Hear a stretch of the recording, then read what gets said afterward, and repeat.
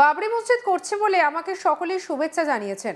গতকাল এক জায়গা থেকে বেরোনোর সময় ববি হাকিমের কিছু পোষা গুন্ডা, যারা অন্যের টাকা হ্যাক করে নিজের অ্যাকাউন্টে নিয়ে নেয়, এদের নেতৃত্ব দেয় শাহবাজ বলে একজন কুখ্যাত লোক। তিনি ববি হাকিমের হয়ে কাজ করেন।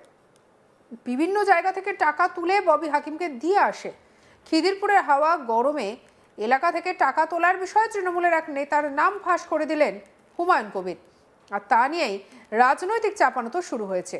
তৃণমূল ত্যাগ করে নতুন রাজনৈতিক দল গঠনের পর হুমায়ুন কবির নিজেকে সংখ্যালঘু স্বার্থের বিকল্প মুখ হিসেবে তুলে ধরতে চাইলেও মাঠের বাস্তব চিত্র বলছে অন্য কথা।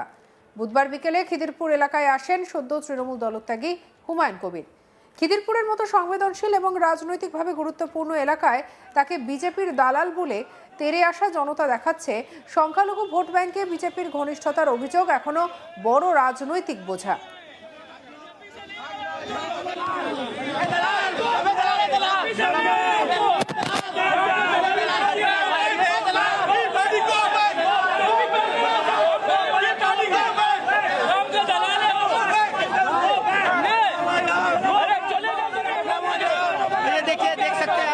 हुमायूं कबीर जी को रोककर जो है गो बैक का स्लोगन दिया जा रहा है।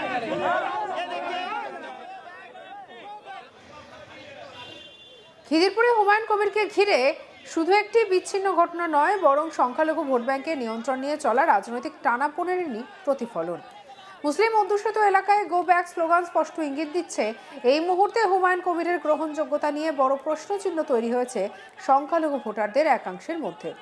এই ঘটনার পর সাংবাদিকদের মুখোমুখি হয়ে হুমায়ুন একের পর এক বিস্ফোরক মন্তব্য করেন। তিনি হুমায়ুন কবিরকে আক্রমণ শানিয়ে বলেন, বাংলার যে কোনো প্রান্তে একজন জনপ্রতিনিধি আরেকটি রাজনৈতিক দলের নেতা হিসেবে বাংলার যে কোনো প্রান্তে আমার যাওয়ার স্বাধীনতা রয়েছে, সাংবিধানিক অধিকার রয়েছে। ববি হাকিম কিছু গুন্ডা পুষে রেখেছে। যেদিন আমি ব্রিগেড ময়দান পরিদর্শনে গিয়েছিলাম, সেদিনও এক গুন্ডা আমাকে গো ব্যাক স্লোগান দিয়েছিল। 16 আনা কবরের পাশে একটা মসজিদ আছে, সেখানে আমি গিয়েছিলাম। বাবরি মসজিদ করছি বলে আমাকে সকলেই শুভেচ্ছা জানিয়েছেন। সেখান থেকে বেরোনোর সময় ববি হাকিমের কিছু পোষা গুন্ডা, যারা অন্যের টাকা হ্যাক করে নিজের অ্যাকাউন্টে নিয়ে নেয়, এদের নেতৃত্ব দেয় শাহবাজ বলে একজন কুখ্যাত লোক। তিনি ববি হাকিমের হয়ে কাজ করেন। বিভিন্ন জায়গা থেকে টাকা তুলে ববি হাকিমকে দিয়ে আসে। কি বলছেন হুমায়ুন কবির, শুনবো। দেখুন, বাংলার যে কোনো প্রান্তে আমি একজন জনপ্রতিনিধি, তাছাড়া একটা রাজনৈতিক দলের নেতা। সেই নেতা হিসাবে বা একজন জনপ্রতিনিধি হিসাবে বাংলার যে কোনো প্রান্তে যাওয়ার আমার স্বাধীনতা রয়েছে, আমার অধিকার রয়েছে, আমার সাংবিধানিক অধিকার রয়েছে। ববি হাকিমের কিছু গুন্ডা পুষে রেখেছে। সেই গুন্ডারা একদিন আমি যে ব্রিগেড ময়দান পরিদর্শনে গিয়েছিলাম, সেদিনও এক গুন্ডা এরকম আমাকে বিজেপির বি টিম বা মহল খারাপ কর রায় এসব বলে আমার বিরুদ্ধে গো ব্যাক স্লোগান দিয়েছিল।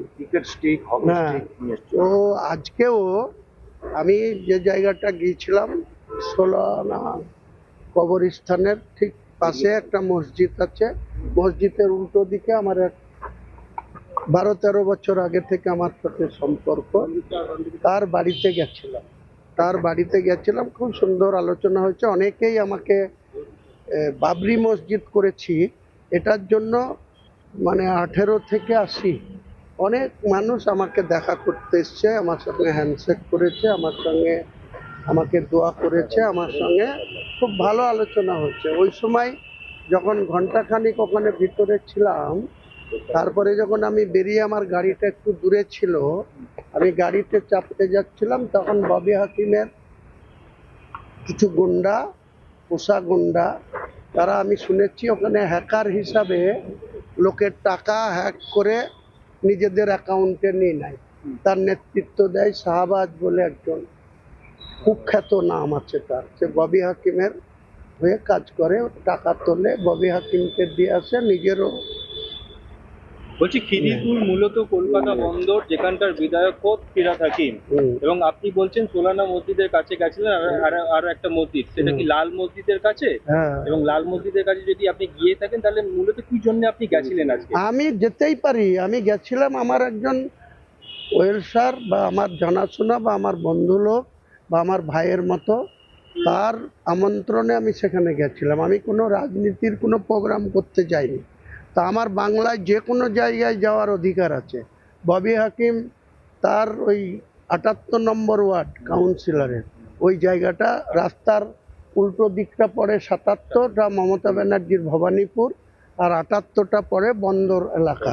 ঠিক ওই রাস্তার মাঝে যেটা চৌরাস্তা আছে ওখানে কয়েকজন দাঁড়িয়ে ছিল। আমি যখন হেঁটে যাচ্ছিলাম, আমার যে বন্ধু তার ছেলে ওই সে ইঞ্জিনিয়ার সদ্য পাস করেছে, তার হাত ধরে আমি গাড়িতে উঠতে যাচ্ছিলাম। তখন আমার গাড়ির উপরে উঠে থাপড়া মারে, গো ব্যাক স্লোগান দেয়, আমাকে মারতে উদ্ধত করে। আমিও তাদের চ্যালেঞ্জ করেছি, চ্যালেঞ্জ অ্যাকসেপ্ট করেছি। তিনি আরো বলেন, এই বিষয়ে কোনো থানায় অভিযোগ করে লাভ নেই। মমতা ব্যানার্জির পুলিশ ববি হাকিমদের কথায় চলে। পুলিশের শাসন থাকলে এরকম মস্তানি করতে পারতো না। এর বদলা মুর্শিদাবাদে নেব। কি বলছেন হুমায়ুন কবির, শুনবো। কোনো থানায় অভিযোগ করে কোনো লাভ নেই। মমতা ব্যানার্জির পুলিশ পা চেটে চলে, আর এই ববি হাকিমদের পা চেটে চলে। তাদের যদি পুলিশের যদি শাসন থাকতো, তাহলে এই ধরনের ১৫-২০টা ছেলে ওই ধরনের বিনা কারণে আমার উপরে ঝাঁপিয়ে পড়ে তারা এরকম মস্তানি করতে পারতো? তাদের উপরে কি ভরসা করব? আমার নিজেকে রক্ষা করার দায়িত্ব আমাকেই নিতে হবে। আগামী দিনে এই আজকের ঘটনার বদলা ববি হাকিম যদি মুর্শিদাবাদে ঢুকে আনুষ্ঠানিকভাবে বলে ঢুকবে, সেদিন ওকে আমি বুঝাবো মুর্শিদাবাদে। সরাসরি চ্যালেঞ্জ করছে, একদম সরাসরি চ্যালেঞ্জ কি আছে? ববি হাকিম পারলে আমার কিছু করে নেবে, আমি তো বলছি পারলে করে নেবে। তো মেয়র হলো তো কি হয়েছে? মেয়র কদিন থাকে সেটা দেখুন না, মেয়র কদিন থাকে কলকাতার সেটাও দেখুন, অপেক্ষা করুন। ব্রিগেডে গিয়ে আপনাকে হেনস্থা হতে হয়েছে, আজকে খিদিরপুরে গিয়েও আপনাকে হেনস্থা হতে হলো। এরপর কি আপনি আর কলকাতা বন্দরে যাবেন ববি হাকিমের সব এলাকায়? জায়গায় যাব, কোনো জায়গায়, এবং ববির বিরুদ্ধে প্রার্থী দেব, মমতার বিরুদ্ধেও প্রার্থী দেব, শুভেন্দুর বিরুদ্ধেও প্রার্থী দেব। আগামী দিনে এদেরকে সমুচিত জবাব বাংলার মানুষ দেবে। এই অহংকারের জবাব বাংলার সাধারণ মানুষ, ভোটাররা দেবে। ববিকেও দেবে, মমতাকেও দেবে। রাজনৈতিক বিশ্লেষকদের মতে, যদি এই অভিযোগ সত্যি হয় তাহলে তা স্পষ্ট করে দেয় তৃণমূল সংখ্যালঘু ভোটে কখনো বিভাজনে ঝুঁকে নিতে নারাজ এবং সম্ভাব্য ভোট কাটুয়া শক্তিকে শুরুতেই রুখে দিতে চাইছে। উল্লেখযোগ্যভাবে এই প্রথম নয় ব্রিগেডের মাঠ কিংবা বিশ্ব ইজতেমার মতো ধর্মীয় জমায়েত। প্রায় প্রতিটি জায়গাতেই হুমায়ুন কবিরকে গো ব্যাক স্লোগানের মুখে পড়তে হয়েছে, যা ক্রমশ একটি রাজনৈতিক প্যাটার্ন তৈরি করেছে। প্রশ্ন উঠছে, সংখ্যালঘু সমাজের ভিতরে আদৌ কতটা গ্রহণযোগ্যতা তৈরি করতে পেরেছেন তিনি? সঙ্গে রাখুন আজ তাক বাংলার ইউটিউব চ্যানেলকে। লাইক, কমেন্ট, শেয়ার, সাবস্ক্রাইব করতে ভুলবেন না।